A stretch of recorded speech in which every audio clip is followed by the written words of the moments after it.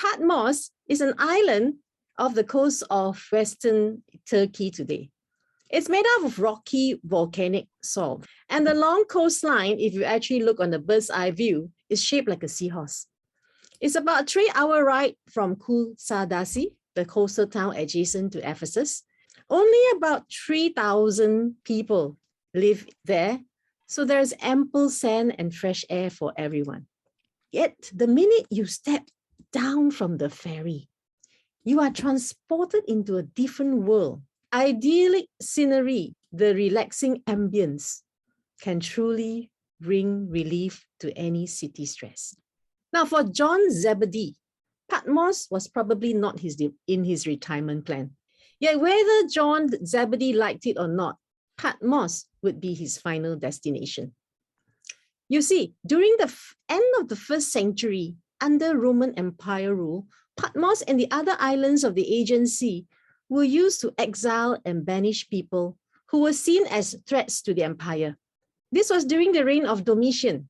In AD 86, Domitian built a monument of himself in Ephesus, and he forced the people to worship and sacrifice to him. He was one of those who believed that he was a god, even though he was just an emperor. Definitely John would oppose. John's opposition and challenge to this kind of emperor worship and his continued preaching of Jesus Christ reached Domitian's ear and infuriated this emperor. So on the 14th year of his rule, about 94 AD, he banished John to Patmos, never again to return to Ephesus.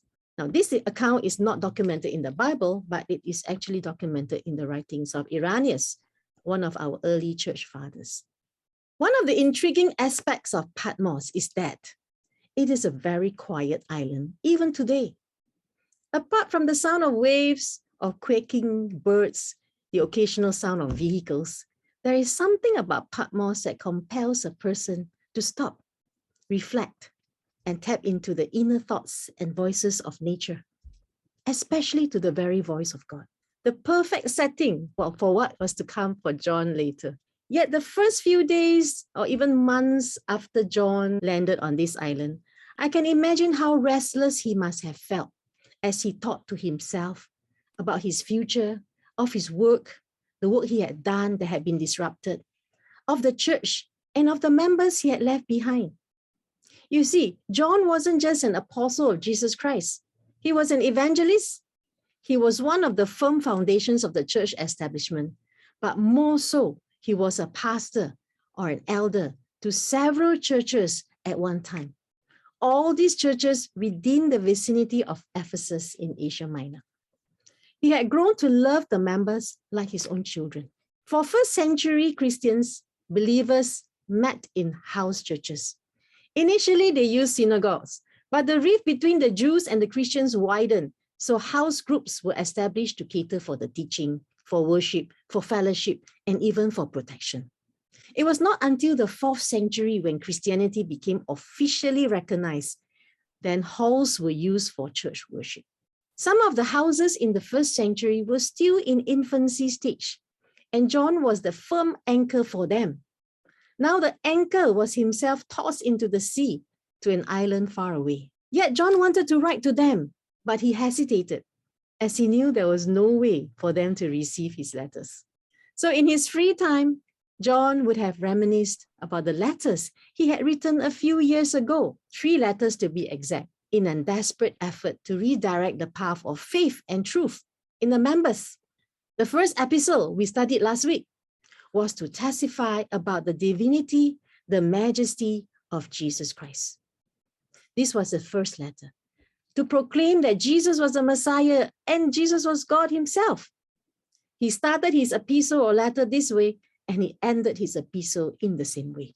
Then, echoing Jesus' command to love one another, and that love is to the extent of laying down your life for each other, just as Jesus Christ laid down his life.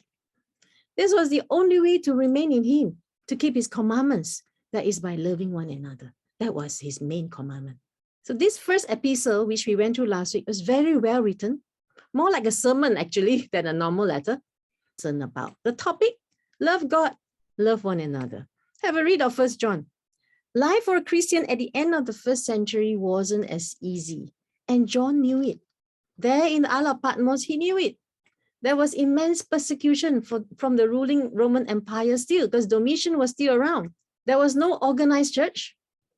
There was also confusion, conflict brought about by false teachings. Now, amidst this hostile environment, some believers remained steadfast. And John knew who they were. He couldn't take for granted their faithfulness, so he wrote to them, knowing the risk if the letters were intercepted. If any of the letters were intercepted, it could mean betrayal, punishment, and possible expulsion. So sure enough, John, now a victim of expulsion, remembered how he had worded the letter of 2 John. Refer to the letter of 2 John, it's just after 1 John. And I call it a letter because it is a personal letter. Epistles are more general and formal. No names, no signature. A simple letter to an elect lady, chosen by God. That's all. And it just says, from the elder. Have you ever thought why the letter is written this way? Why no names like Paul, the apostle of Christ, Peter, Jude, James? Why no names mentioned, just elder, elect lady, or lady chosen by God? Think about the situation in those days. So I can imagine if the authorities has found this letter, they wouldn't have been able to implicate anyone, not John, not anyone, because there are many elect ladies. There are many ladies that are women leaders of house churches. In fact, this word elect lady could even represent the church metaphorically, because the church sometimes is symbolized as a lady. So dear lady, the message is very clear, even though the story behind the anonymous names is subject to your own imagination. Very clear to this lady who was most likely a woman leader of the church. I'm not writing a new commandment, but reminding of an old one. And what is the old one? To love one another. And we can prove our love by walking according to his commands. John's strong encouragement to the lady and her family in 2 John, the letter of 2 John, involved loving one another. He described it as walking according to his commandments. That's how love can be shown. That's actionable love. And he was definitely echoing the teachings of Jesus Christ. If you love me, you will keep my commands or my commandments. No superficial love, but actionable love. And the commandment is very simple. Love God and love each other. But very quickly, John is going to move on. And he's going to talk about something that is very crucial, which is actually the crux of his letter. For many deceivers have gone out into the world, those who do not confess the coming of Jesus Christ in the flesh. Such a one is a deceiver and the Antichrist. Again, Antichrist is mentioned as it was mentioned in 1 John. Again, Antichrist is from inside and has gone outside. You always remember in the Bible, when something is mentioned more than once or twice, it is deemed important. Last week, I mentioned Gnosticism, belief actually, that has crept into the church, the false teaching that was creeping into the church.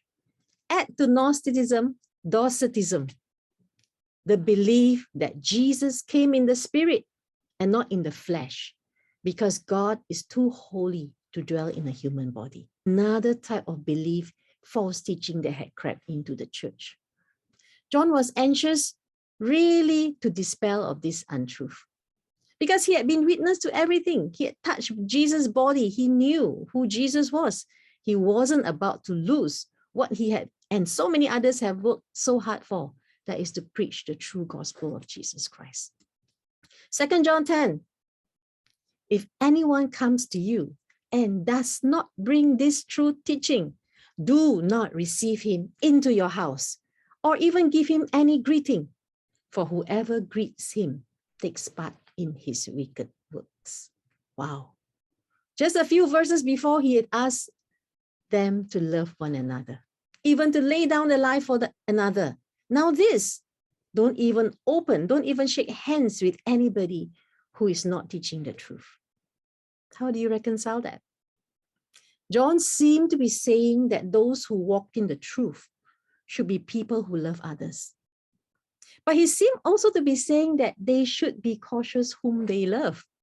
But John is saying that if we greet these people, we take part in their wicked works. Is he saying that as a defense? That means don't go near the virus, isolate the virus to prevent contamination? Or is he saying that as an issue of loyalty? You must stand up for what you believe and not be wishy-washy and try to be too diplomatic or a politician? Or is it an issue of association, that if you're seen with these false teachers, you are one of them? Or is it an issue of influence, that if you allow these people into your homes, into your church, you're going to influence your children and your family members, as well as your church members? It happened in John's time, and this is John's counsel. Will we stand up and call out people who threaten to infiltrate our family, our church, with false teachings or incorrect teachings? Or will we be just gracious and allow them in because they are our friends, even though they may destroy what had taken years to build up? So for John, sitting in that lonely cave, overlooking the cove of Patmos, looking back at the time when he wrote the letters, he could sense that the end of the world was near. The prophetic message that the Lord Jesus had told them about false prophets and false teachers in the end times had come true. But how was it going to end? He didn't have the answer yet. In the meantime, he wished he could continue to strengthen the faith of the brothers as he did for Gaius, his faithful friend, in his third letter, written years ago before his exile. 3 John, short and simple letter. You can turn to 3 John. Dear friend, he's talking to Gaius. This one, he actually names the friend, but he doesn't name himself. He just says from the elder. I pray that you may enjoy good health and that all may go well with you, even as your soul is getting along. Then he goes on. I have no greater joy than to hear that my children are walking in truth. He's writing to a house church, probably led by Gaius. Now, these two verses, if you read these two verses, it just shows how much John loved the members of his church, the believers in his church. And this guy, Gaius, was special to him. John also loved the work of spreading the gospel. Even though he couldn't do it anymore, he wanted the church members to advance the work by supporting those who were. So he reminded Gaius, dear friend, he's speaking to Gaius, you are being faithful to God when you care for the traveling teachers who pass through. Even though they are strangers to you, please continue providing for such teachers in a manner that pleases God, for they are traveling for the Lord and they accept nothing from people who are not believers. So earlier in the second letter, John told the lady, keep out the wrong people from your house. Now, John is telling Gaius, welcome in the right people to your house. The gospel must be preached. The work of the gospel must be supported. Use your wisdom and discernment to decide which one you will support. Next, okay, you may never have heard of this name if you have never gone into 3 John, but you will hear of it now and do remember this name. Diotrephes. 2 verses describes Diotrephes. John 9, John 10. 3 John 9, John 10. He likes to put himself first. He's probably a prominent leader of the church there. He likes to put himself first. He does not acknowledge the authority of the apostles. He thinks he is the leader. He talks wicked things against the apostles. He refuses to welcome the brothers, stops those and expels those who welcome the brothers. So he was a leader of the church and he was doing things against the church. So John had to warn Gaius about this guy, Diotrephes. This one he called out strongly and promised to handle him face to face. Diotrephes had to be dealt with then, and Diotrephes has to be dealt with today. And John was showing what a leader must do in the face of this kind of leaders in the church. On the bright side, there's this guy called Demetrius, if you read further, who was doing a good job. And John acknowledged that. So if you take your time to read 2nd and 3rd John, which maybe you probably have not, it's the two shortest books in the Bible. You will sense that John, the elder, now he's called John the Elder, he has a lot of love for his church. But because of that love, he was willing to risk his popularity, his position, and even his life to defend his church and to stand for the truth of the gospel of Jesus Christ. See, the disciple that Jesus loved, John Zebedee, one of the self-centered sons of thunder, he had turned to become the apostle of love. Now, an old man, he was still very bold in his faith. As much as he loved, he knew he had to stand up for his faith. So as we learn about his life, as we learn about how God's love had changed him, are you encouraged? I'm encouraged by how God had brought, Jesus had taken him as a young man to build him to bear his word. Are you inspired by John's life? I am. Are you assured as an old man now exiled to the island of Patmos? Are you assured that God is with him there? And what the love of God can and cannot do for him? See, the love of God from the story of John, the love of God can compel us, can draw us to follow him, can transform us like how he did to John, can sustain us like what he did for John in the isle, can drive us to continue to serve our purpose. There's only one thing the love of God cannot do, and that is to leave us. So let us remember that. So as we leave John Zebedee in the cave overlooking the cove of Patmos, we know that there is still no retirement for him. We know that the best thing is yet to come.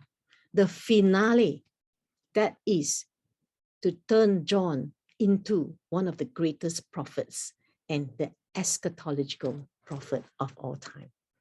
His final and most important mission has yet to come.